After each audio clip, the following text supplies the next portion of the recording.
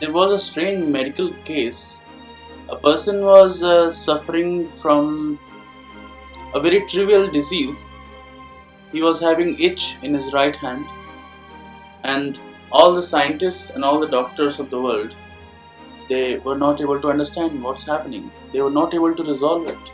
The problem with the issue was that person didn't have the right hand, and he was feeling itch in it. Is it possible? Certainly, that was the practical case, right? And nobody was able to figure out what's happening. The mind was not able to accept that that particular limb was not there. Mind was continuously seeking out to that limb. Now imagine what happens if he starts feeling the same thing in the right hand, in the left hand, in his legs.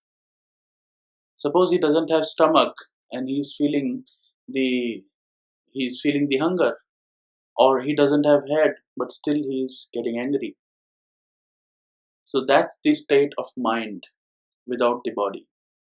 Body is the just the mechanism to to uh, to exert what you're feeling from inside. But mind is the main source. And if mind feels something, then it does so even without the body. And when it does so without the body, independent of it, we term it as a ghost. So ghost is essentially a mind without body. There are three levels of existence. We call it sun, moon, and lagna in astrology. These are the three tripod of life. Sun is the soul, moon is the mind, and lagna is the body. Soul is unadulterated. Soul does not get contaminated by the feelings of mind, because soul is considered to be the part of Parabrahm, part of Paramatma. Mind and body gets adulterated. It has guna, and it expands with time. It expands with the experience. And when the body dies, mind also dies, but not at the same time. It exists for some days. Those are the days when certain observations need to be done. Those are the days where in India we have we in Hindus we have the concept of 13 days. Okay, so those 13 days of observance is required when somebody dies, so that even his mind even his mind also dies. Because what happens when body dies, the mind is still attached to the soul, and on the 11th day Maheshwara dissociates soul from the mind, and that way the soul gets freedom. But if somehow the mind has been very disturbed, or mind has been too much attached to this world, then it fails to detach it from the soul. It just clings, it just vibrates in that space. That is the cause of problem. And that mind without body, it can affect other creatures. Now, since it doesn't have body, so obviously it will not be able to overpower anybody directly. But it does affect the mind of others, because ultimately mind is what? It's just the vibration inside your body. It's just working as a electromagnetic frequency inside your body. So just like two frequencies interfere and form the third frequency, you may have countless other minds here and there, and they are running, they are contaminating, they are interfering with your frequency and generating a new one. And that's why and that's how this whole thing works. So do ghosts exist? Yes, they do. Do they have power to overpower you? How much power they have? See, power is very relative term.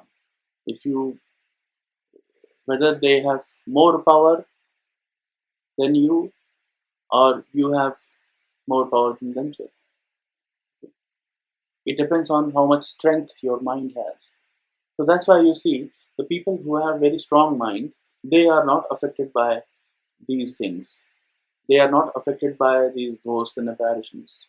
But those who have weak minds, they get easily affected. That's why you see in kids, it is a very common phenomenon that they get affected by these external. They get affected very easily by these external factors. In Ayurveda, we call them agantuk diseases. These are the external forces, and for these, you don't have any explanation. There is a concept in astrology called Badhak. Okay, Badhak is somebody who creates a nuisance for yourself. Okay, it it gives you for no reason. It has the tendency to obstruct you. Like if a girl is going on the street, then there is a goon over there who will just tease her. So that will cause kind of obstruction to her, but without any reason. So just like that nuisance, there are obstructing elements into your chart. So you have to see those obstructing positions. They are called Badhakasthanas. Okay. So if you are born in the Char Lagna, then the 11th house is the Badhakasthana. If you are born in the fixed Lagna, then the ninth house is the Badhakasthana. If you are born in the Dvisvabhav Lagna, then the seventh house is the house of Badhaka, is the Badhakasthana. Okay. So if you see in these Badhakasthana or Badhakesh, the lord of that sign becomes Badhakesh. If you see Badhakasthana or Badhakesh, they are associated with Rahu or Ketu, then you will see such tendencies in a person. That person gets easily afflicted by uh, these ghosts that we call, just now we defined as a mind without body. Because during the dasha and antardasha of such planets, it there is a tendency that the obstruction is created by such planets in your chart. So if you have Rahu and Ketu associated with Badhakesh or with the Badhakasthana, then you will experience it. Now, that degree of that experience will depend on how many malefics are associated with it. If you see Mars or debilitated Mars or Saturn associated with Badhakasthana or aspecting the Badhakesh or with the Badhakesh, then they will it will surely cause the problem to you. If Lagna Lord is also there and is getting afflicted by all these factors, then you are bound to have even aggravated experience related to it. Otherwise, there would be some experience in your family or in your friend circle. But if your Lagna Lord is associated in those houses, then you are the one who is going to experience it. You see, Rahu and Ketu don't have body. They are just the mathematical point in the sky. These are the node points. They are mathematical points in the sky. So they don't have any body. And rest all grahas have body. So if you have in the Badhakasthana other planets, then you will find somebody over there who is obstructing you. But if you find Rahu and Ketu, then there will not be anybody who has body. So that's why you see the presence of Rahu Ketu and its association with Badhakesh can cause this kind of problem. Now it's not only if somebody dies in your circle or somebody. There could be such vibrations. They are always there uh, in places where you move in. Okay, in places where you live, in places where you go. Just because they were so much attached to this physical world that they tend to remain here. They tend to still belong to this place, but they are never able to recognize that their body has completely exhausted. Their body has vanished. Only what is remaining is the desires of their mind. There are six desires, Shadaritus: Kam, Krodh, Lobh, Moh, Mad, and Matsarya. These six desires, these six Shadripus, these six doshas of the mind, they cause the mind to remain on this planet. A simple remedy for this is to strengthen your mind. If your mind is strong, then you will not be affected by any such vibrations. And what is the process of making your mind strong? Look at the nakshatra in which moon is placed and propitiate that nakshatra, because nakshatra is the real source of vitality. It's the real source of power to your mind. So you will see the list of mantras related to each 27 nakshatra from Ashwin to Revati, and you have to see the nakshatra in which you are born. And by propitiating these nakshatra mantras, by joping, by chanting these mantras, you can enhance the vitality of your mind.